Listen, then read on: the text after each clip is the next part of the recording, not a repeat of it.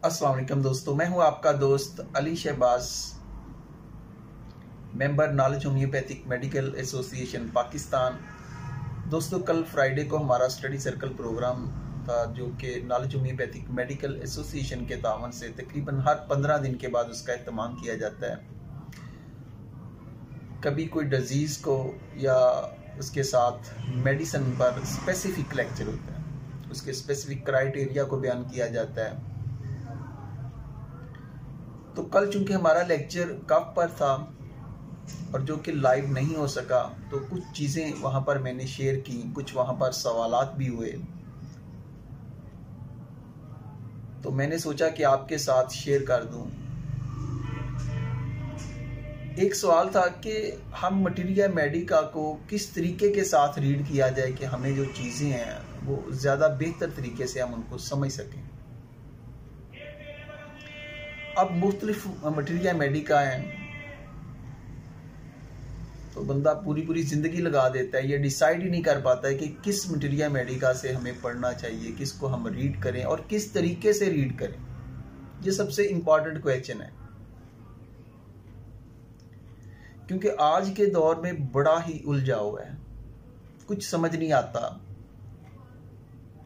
कि होम्योपैथिक में इतनी शिद्दत पसंदी आ चुकी है, हर कोई अपने मेथड को ठीक कहता है।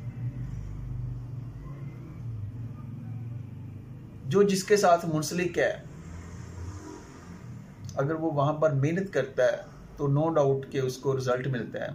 मेरे प्यारे भाई डॉक्टर मानला साहब अक्सर कहते हैं कि होम्योपैथिक इतना वसी फील्ड है कि अगर कोई कम्बिनेशन करता है तो वो भी इससे रिजल्ट लेता है, अगर कोई सिंगल प्रिस्क्राइबर है तो वो भी उससे अच्छे रिजल्ट लेता है, कोई क्लासिकल वे से कर रहा है, कोई माइंड मेथड से कर रहा है, कोई मोडेलिटीज पे जाके दुआ का इंतखाब कर रहा है, कोई आजकल फेस पे बात हो रही है, कोई म्याज़न के अंडर इसको फोकस करता है। तो यानी कि डिफरेंट मेथड हैं जिनके ऊपर आप चल के दवा का इंतखाब कर सकते हैं। लेकिन सबसे ज़्यादा प्रॉब्लम जो होती है वो न्यू कमर्स को होती है, क्योंकि डॉक्टर बनारस खान साहब कहते हैं कि एक होम्योपैथ डॉक्टर को या होम्योपैथिक डॉक्टर को इस फील्ड को समझने में 10 से 15 साल का वक्त लग जाता है, और ये बिल्कुल हकीकत है। तो मैं न्यू कमर्स के लिए एडवाइस करूंगा कि आप एलन की नोट्स को ज़रूर रीड करें। एलन की नोट्स के अंदर आपको वो करैक्टरिस्टिक सिम्टम्स जो होती हैं, जो रेयर सिम्टम्स हैं, वो मटीरिया मेडिका प्यूरा से हासिल की गई हैं और बड़ा शार्ट लिखा गया है, स्पेसिफिक लिखा गया है, और आप उसको आसानी के साथ रीड भी कर सकते हैं और समझ भी सकते हैं। और फिर उसके साथ कंपैरेटिवली जो और मेडिसिन एक दो होती हैं उनको भी मेंशन किया जाता है। उसके बाद डॉक्टर नैश का मटीरिया मेडिका, ये बड़ा ज़बरदस्त है, आप इसको रीड कर सकते हैं। और इसमें 2-3 मरतबा जो उसकी करैक्टरिस्टिक सिम्टम्स होती हैं, जो उसकी की सिम्टम्स होती हैं, उनको बार बार रिपीट किया जाता है कि ये इस दवा का क्राइटेरिया और यहाँ पर ये दवा जो है सबसे ज़्यादा अफेक्ट कर रही है, और इन्हीं इंतखाब अलामात की आप उसको इंतखाब करके आप दवा तक पहुँच सकते हैं। उसके बाद अगर पैथोलॉजी के हवाले से बात की जाए, एनाटमी के हवाले से बात की जाए, तो डॉक्टर विलियम बोरक का जो मटीरिया मेडिका है वो बहुत ही ज़बरदस्त है। तो स्पेशली न्यू कमर्स के लिए डॉक्टर एलन के की नोट्स और डॉक्टर नैश का मटीरिया मेडिका, इसको तो आप ज़रूर रीड करें। तो इंशाअल्लाह ताला आप देखेंगे कि आपकी प्रैक्टिस जो है ये कामयाब हो जाएगी। और इसी तरीके से कैंट रिपर्टरी एक आपके पास बड़ा ज़बरदस्त टूल है। दूसरा सवाल उठाया गया था कि डॉक्टर साहब ने कहा कि हमारा एक पेशेंट है जिसको काफ़ी अरसे से खांसी का प्रॉब्लम चल रहा है, और जब भी वो कुछ खाता है तो उसकी खांसी बढ़ जाती है, और उस वक्त तक उसकी खांसी ठीक नहीं होती है जब तक कि वो क्या नहीं कर देता है। तो इसके लिए हमारे पास रेपर्टरी में जो रूब्रिक है, चैप्टर है कफ, और एग्रेवेट हो रहा है वो ईटिंग से, और एमेलियोरेट हो रहा है जनाब वो वॉमिटिंग से। लिखा हुआ है एमेलियोरेशन अनटिल ही वॉमिट्स। तो यहां पर दोस्तों सिंगल मेडिसिन मजेरियम को मेंशन किया गया है। अब आप देखें कि हमने मजेरियम को सिर्फ रट्टा लगाया हुआ है स्किन के हवाले से, हालांकि ये बोन पेन्स की बहुत बड़ी मेडिसिन है, खारिश की मेडिसिन तो है ही, और स्पेशली सर के ऊपर जो छिलके बने होते हैं। लेकिन क्या सिर्फ और सिर्फ एक दो अलामत पर दवा को ही ज़हन के अंदर फीड कर लेना कि नक्स मीका को हम इस तरीके से याद कर लें कि यार ये कब्ज़ की बहुत बड़ी मेडिसिन है, या सीपिया सिर्फ और सिर्फ औरतों की बड़ी मेडिसिन है, पल्साटिला नर्मो नाजुक औरतों की बड़ी मेडिसिन है, बेलाडोना सिर्फ सर की बड़ी अलामत अगर मिले तो फिर हमने बेलाडोना देनी है, एकोनाइट सिर्फ मौत का खौफ होगा तो फिर ही हमने एकोनाइट देनी है। एकोनाइट फियर की भी बहुत बड़ी मेडिसिन है, एकोनाइट आजकल के कॉमन प्रॉब्लम की बहुत बड़ी मेडिसिन है। किसी भी चीज़ का जो डिजीज़ फौरन अटैक करती है जिसके अंदर उसका इंटेंसिटी लेवल बहुत ज़्यादा होता है, उसकी एकोनाइट बहुत बड़ी मेडिसिन है। तो इसी तरीके से जब हम मजेरियम को पढ़ेंगे तो आपको पता चलेगा कि मजेरियम आपके स्टोमिक अल्सर की बहुत बड़ी मेडिसिन है, और ख़ास तौर पर जिन लोगों को अल्सर होता है आप उनका सोचिए कि उनकी ज़िंदगी इतनी अजीरन हो जाती है कि फिर उनकी सोच सिर्फ और सिर्फ आके स्टोमिक पर ही ठहर जाती है। और ख़ास तौर पर मजेरियम के अंदर हम जब डिस्कस करेंगे तो मजेरियम का मरीज होता है घंटों खिड़की के पास बैठा रहता है और यही सोचता रहता है कि यार इस मैदे ने मुझे नहीं छोड़ना, इसने मुझे ले जाना है। और इसी तरीके से इसका मरीज जब खाना खाएगा तो खाना खाने के बाद उसकी जो कै होती है वो बहुत उसकी शिद्दत बढ़ जाती है, और उस वक्त तक उसकी खांसी ठीक नहीं होती है जब तक कि वो उसको कै करके निकाल नहीं देता है। तो यहाँ पर जो मजेरियम है ये बहुत ही ज़बरदस्त मेडिसिन है, क्योंकि मजेरियम के मरीज को जितने भी खौफ उसके उठते हैं वो समझता है कि वो सारे के सारे स्टोमिक से उठ रहे हैं।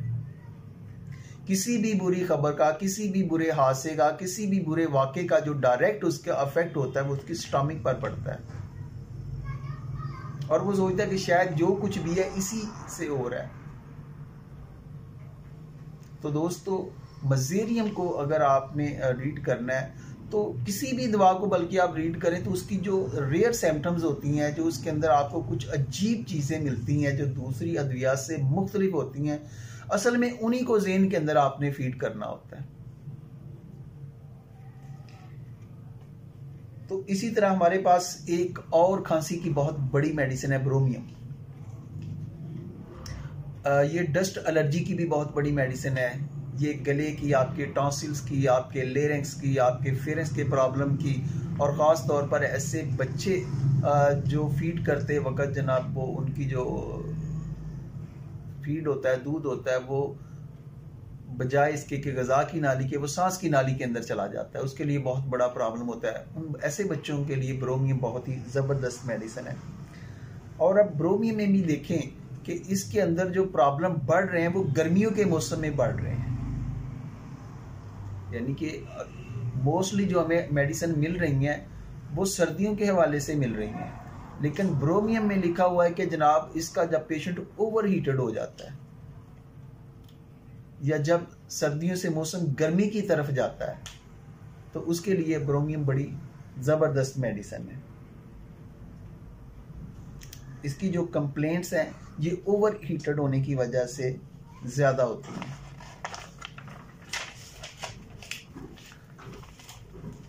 इसी तरीके से दोस्तों टिकलिंग कफ के लिए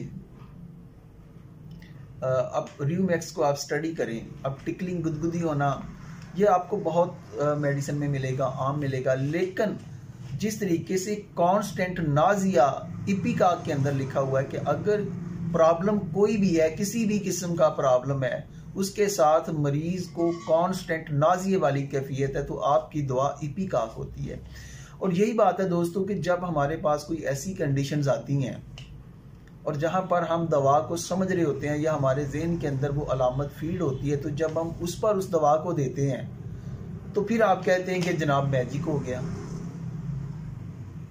तो मेरे भाई मैजिक नहीं होता, असल में वो दवा का क्राइटेरिया होता है, वहां पर उसका स्पेसिफिक वो उसके मोड ऑफ एक्शन के अंडर आती है, तो इसलिए हमें वहां पर बड़ा जबरदस्त रिजल्ट मिलता है।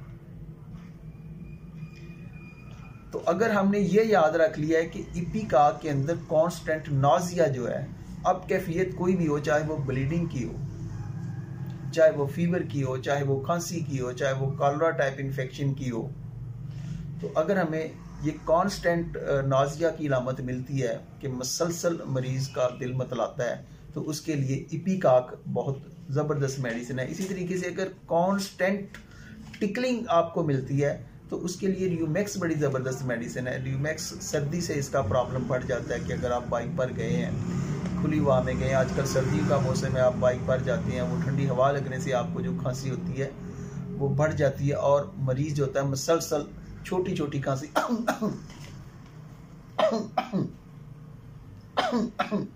तो ये कांस्टेंट टिकलिंग अगर उसमें ये अलामत पाई जाती है तो फिर आपको र्यूमैक्स के मतलब सोचना चाहिए। और र्यूमैक्स की जो बड़ी इसकी सबसे अहम अलामत है कि ये जब चेहरे को ढांक लेता है तो फिर इसको सुकून हो जाता है। इसी तरीके से अगर हॉकिंग की कैफियत पाई जाए कि मरीज मसलसल जो होता है वो हॉक करता रहता है, तो उसके लिए स्टिक्टा मेडिसिन जो है वो बड़ी जबरदस्त मेडिसिन है कि अगर आपको कांस्टेंट हॉकिंग की अलामत पाई जाती है। अब स्टिक्टा को जब हम रीड करते हैं तो स्टिक्टा के अंदर हमें मिलता है कि जनाब उसका जो नाक में जो उसके अंदर फुलनेस पाई जाती है, जो बलगम वगैरह या मवाद होता है वो नाक के पिछले हिस्से में स्टे कर जाता है और वहां से फिर वो ड्रॉपिंग की सूरत में हलक के अंदर भी गिरता है। तो उससे जो मरीज होता है वो उसको हाक करता है, बाहर निकालने की कोशिश करता है कि खांसी करेगा और उसको बाहर निकालने की कोशिश करता है। इसी तरीके से दोस्तों ऐसी खांसी जिसके साथ वॉमिट आ जाती है, बच्चों के हवाले से देखा जाए, अब बच्चों की खांसी हमारी क्लिनिकल प्रैक्टिस में आप देखें कि जो अक्यूट केसेस होते हैं उनके अंदर जो हम कॉमनली मेडिसिन इस्तेमाल करते हैं जिनमें इपिकाक है, ये चेस्ट इन्फेक्शन के हवाले से बहुत ही ज़बरदस्त मेडिसिन है और ख़ास तौर पर अक्यूट केसेस के लिए। और बल्कि एज़मा के केसेस भी जो आपके पास आते हैं जिन्हें सांस का प्रॉब्लम होता है, तो ये इपिकाक जो है ये बड़ा ज़बरदस्त रिस्पांस देती है। बल्कि एमरजेंसी को डील करने के लिए ये इपिकाक हो गई, आर्सेनिक एल्बम होगी, अगर आप इपिकाक की 2-3 डोजें ज़ुबान पर 30 की डाल देते हैं, उसके बाद आर्सेनिक एल्बम की डाल देते हैं, तो आपका पेशेंट बैठा ही जो है वो रिलीफ महसूस करता है। और अगर इस कदर उसको सांस का प्रॉब्लम हो गया है कि मरीज जो होता है वो गैस्ट्रिक वाली कंडीशन है, वो उसे कहते हैं ना हवा का भूखा है, तो आपके पास इमरजेंसी में कार्बोवेज होती है, ये ऐसी हम मेडिसिन मौके पर ही देते हैं तो पेशेंट के अंदर वक्ती तौर पर रिलीफ आ जाता है। और इमरजेंसी केसेस को समझना और अक्यूट केसेस को समझना क्लिनिकल प्रैक्टिस में ये बड़ा ही अहमियत का हामिल होता है। तो आजकल के मौसम में देखें कि आपको आर्सेनिक एल्बम का, बेलाडोना का, आर्सेनिक एल्बम के अलावा आपको रिस्टॉक्स का बड़ा रोल नज़र आ रहा है। फिर अद्वियात के रिलेशन को भी समझना पड़ता है। आप देखें कि बेलाडोना और आर्सेनिक एक दूसरे की अल्टरनेट मेडिसिन है, बड़ा अच्छा वर्क करती हैं। इसी तरीके से बेलाडोना और रिस्टॉक्स ये भी एक बड़ा अच्छा इनका अल्टरनेट है। तो अद्वियात के रिलेशन को भी समझना होगा। तो चिल्ड्रन की बात की जाए तो ऐसी खांसी जिनके साथ बच्चे वॉमिट करने का रुझान होता है या वो वॉमिट करते हैं, तो आपके पास मेडिसिन है जी मिफाइटस। अब मिफाइटस में क्या होता है कि मिफाइटस में बच्चा जो होता है वो खांसी करने के बाद क्या कर देता है, यानी कि कोई भी चीज़ लेगा, खांसी करेगा तो ये क्या कर देगा। ये भी शिद्दत वाली खांसी के लिए, काली खांसी के लिए, स्पास्मेटिक कफ के लिए बड़ी बेहतरीन मेडिसिन है। अब बच्चा के यानी कि उसने खांसी की है और खांसी के आखिर पे उसने क्या कर दी है। तो मेफाइटस बड़ी ज़बरदस्त मेडिसिन है। अब देखो मेफाइटस को बड़ी इसकी आपको जो मोडेलिटीज़ है कि जैसा कि हिपरसलफ वगैरह में आप देखेंगे कि पेशेंट सेंसिटिव टू कोल्ड है, सर्दी से उसकी जान जा रही है। कलकेरिया कार्ब सर्दी से बड़ा सेंसिटिव है। नक्स वमीका सर्दी से बहुत ज़्यादा सेंसिटिव है। लेकिन मेफाइटस का जो पेशेंट वो क्या चाह रहा है, वो कोल्ड बाथ, बल्कि आइसी कोल्ड बाथ चाह रहा है, कोल्ड वेदर चाह रहा है। उससे उसको कोल्ड ब्रिंग्स जो होते हैं उससे उसको अमेलियोरेशन हो रही है। तो ये जो अजीब चीज़ है इसको आपने ज़हन के अंदर रखना है, इसको आपने देखना है कि यार इस मेडिसिन के अंदर हमें ये चीज़ जो है उसको पिक करना है। जब उसको पिक करेंगे तो जब ऐसी नादर अलामत आपके पास ज़हन के अंदर होती हैं, और जब कभी ऐसा मरीज़ आपके पास आता है कि डॉक्टर साहब मुझे तो बड़ी खांसी है।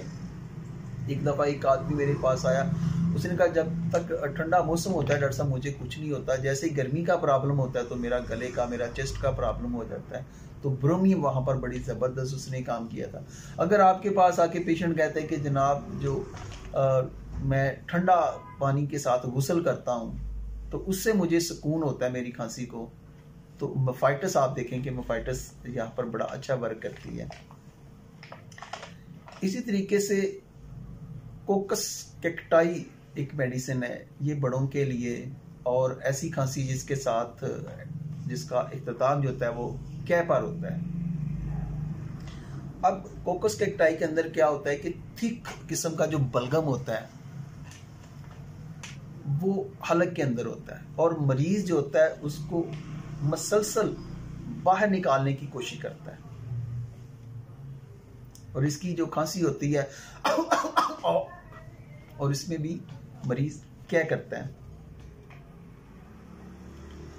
तो र्यूमेक्स में हमने देखा था कि उसके अंदर हमें कांस्टेंट टिकलिंग मिली थी। इसी तरीके से दोस्तों हमारे पास कलकेरिया कार्ब मेडिसिन है, प्रॉक्सिन, जिसके दौरे वाली खांसी होती है। अब देखेंगे इसका जो सिर्फ दौरा होता है, यानी कि सिर्फ सिंगल खांसी है, यानी कि वो थोड़ी थोड़ी देर के बाद बस, ये कलकेरिया कार्ब है। और अगर ऐसा 2 दफा हो तो फिर आपने पल्साटिला और मर्क्यूरस को देखना है।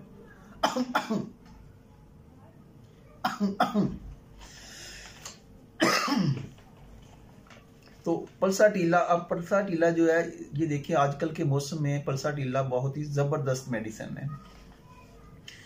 अब पल्साटिला को बास बुक्स के अंदर अगर देखेंगे आप तो वहां पर उसको हॉट रेमेडी लिखा हुआ है,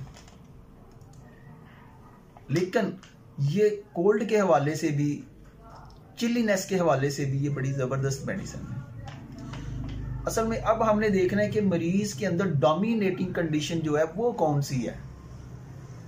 असल चीज़ हमें जो देखने वाली है वो ये है। अब देखें कि पल्साटिला के अंदर लिखा हुआ है, अब आपने इसको अगर डॉक्टर नैश से इसको रीड किया हो तो वहाँ पर लिखा हुआ है कि इसका जो तकलीफ है या इसका प्रॉब्लम का लेवल या तकलीफ दर्द का लेवल जिस कदर ज़्यादा होगा उसी कदर ये ज़्यादा सर्दी भी महसूस कर रहा होगा। और पल्साटिला अपने प्रॉब्लम के दौरान चाहता है कि घर के सारे कपड़े उसके ऊपर डाल दिए जाएं, इस कदर वो सर्दी महसूस करता है। अब हैरत की बात ये होती है कि वो कहता है कि मेरा चेहरा जो है वो ढांपना नहीं चाहता है, वो चेहरा नंगा रखना चाहता है। दरवाज़ा कहता है कि खुला रहने दो। बस ऐसे भी लोग आपने देखे होंगे कि जनाब ऊपर कंबल भी लेते हैं और ऊपर से पंखा भी चला लेते हैं, तो ये पल्साटिला के लोग होते हैं। और पल्साटिला की जो खांसी होती है या उसकी जो जुकाम वाली कंडीशन होती है, जब ये बाहर खुली हवा में जाता है, बाइक पे जा रहा होता है, जैसे जैसे ओपन एयर में जाएगा तो इसकी जो खांसी होती है वो भी ठीक हो जाती है, इसका जुकाम जो होता है उसमें भी इसको कमी महसूस होती है। इस चीज़ को मेरे भाई आपने याद रखना है। गर्म कमरे के अंदर जब भी ये दाखिल होगा तो इसकी जो खांसी होती है बढ़ जाती है, इसकी नज़लावी जो शिकायत होती है वो बढ़ जाती है, और नज़लावी शिकायत के लिए ये बहुत ही बड़ी मेडिसिन है। और मियास्मेटिक तौर पर देखें तो ये साइकोटिक ड्रग है, साइकोसिस के साथ इसका रिलेशन है। और साइकोसिस के अंदर आपको क्या चीज़ें मिलती हैं, प्रोलिफरेशन मिलता है, चीज़ों का बढ़ाव मिलता है। तो यानी कि अब जो बलगम का आना शुरू हो गया है तो उस हवाले से अगर आप मियास्मेटिक के हवाले से आप इसको अप्लाई करते हैं, चीज़ों की बढ़ोतरी के हवाले से आप देखें कि इनलार्जमेंट इन लीवर हो सकती है, आपका जो यूट्रस का साइज अगर बल्कि हो गया, वहां पर पल्साटिला का बड़ा रोल है। जिस्म के किसी भी हिस्से में अगर इनलार्जमेंट आ जाती है, लेकिन अगर उस इनलार्जमेंट के साथ डिस्ट्रक्शन का लेवल आ जाए तो फिर जो होता है वो सिफिलिस मियाज्म की तरफ केस चला जाता है।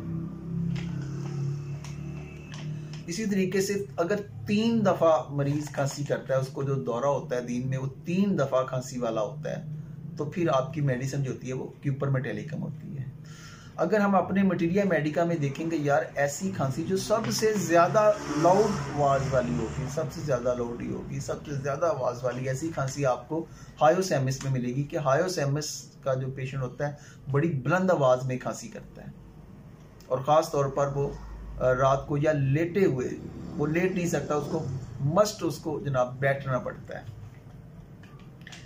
इसी तरीके से बार्किंग कफ की अगर आप बात की जाए तो बार्किंग कफ में और स्पेशली बच्चों के हवाले से children in single medicine iodine लिखी गई है, और अगर डॉग लाइक हो तो बेलाडोना और लाइसिन लिखी हुई है। इसी तरह से लाउड में आपको एकोनाइट, बेलाडोना, ड्रासिरा, इपरसल्फ, सेट्रामोनियम जैसी अद्वियात भी मिलेंगी।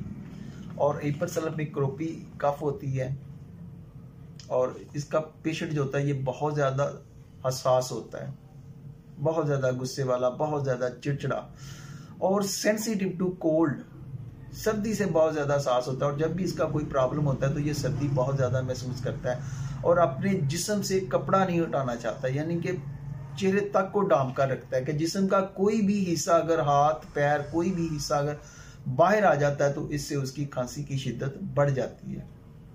इसी तरीके से नक्स ममिका का जो पेशेंट होता है वो भी बुखारों के दौरान, खांसी के दौरान वो भी अपने आप को ढांप के रखना चाहता है। आर्सेनिक एल्बम का जो पेशेंट होता है, ये आर्सेनिक एल्बम जो हमारी ये बड़ी टॉप की मेडिसिन है, बहुत सारे प्रॉब्लम में ये अक्यूट और क्रॉनिक दोनों सूरतों में ये काम करने वाली है। अगर मर्स फौरी तौर पर गलबा पा लेती है और उससे मरीज बहुत ज़्यादा परेशान हो जाता है, बहुत ज़्यादा तशवीश में आ जाता है, एंग्जाइटी का लेवल हो जाता है, और ख़ास तौर पर रात के वक्त, चाहे वो गले के अंदर खराश हो, चाहे वो गले के अंदर पेन हो, चाहे वो खांसी का प्रॉब्लम हो, तो कोई भी ऐसा प्रॉब्लम जिससे वो बहुत ज़्यादा एंग्जाइटी के अंदर आ जाए, बेचैनी वाली कैफियत हो जाए, तो हमें आर्सेनिक एल्बम को देखना चाहिए। और आर्सेनिक एल्बम जो है ये बहुत सारे प्रॉब्लम में जाके हमें, जैसे कि पीछे कोरोना गुजरा है तो उसमें भी ये इसका बहुत अहम रोल था, वबाई अमराज के अंदर इस दवा का बहुत ही अहम रोल है।